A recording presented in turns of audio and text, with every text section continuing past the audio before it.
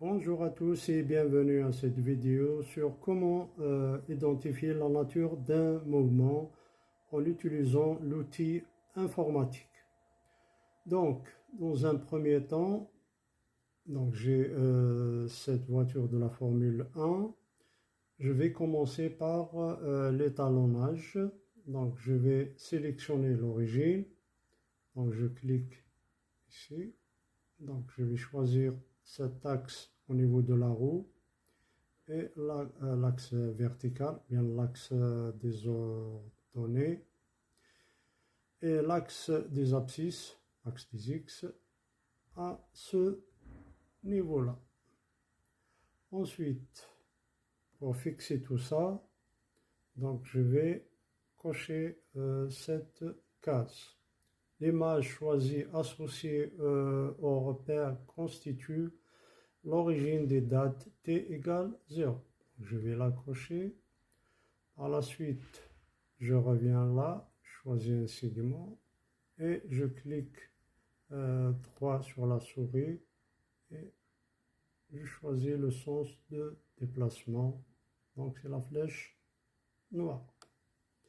Ensuite, il y a cette fenêtre qui m'apparaît, donc étalonnage des axes, étalonnage horizontal, étalonnage vertical, donc là je vais mettre 0,66, repère orthonormé, abscisse croissante vers la droite, la gauche, ensuite je clique sur OK.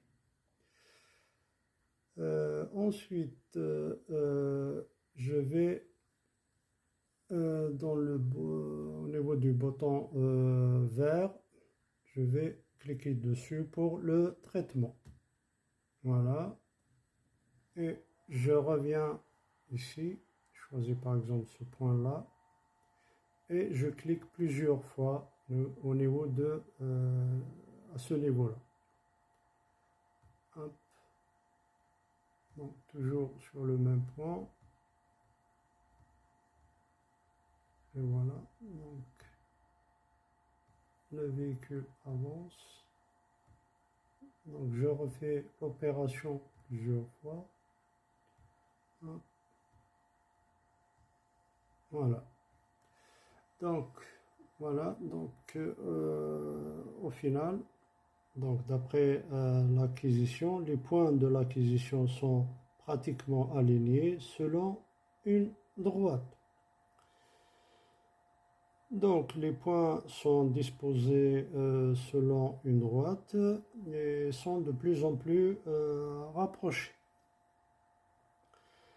Donc la trajectoire de la Formule 1 est rectiligne car les points successifs sont alignés.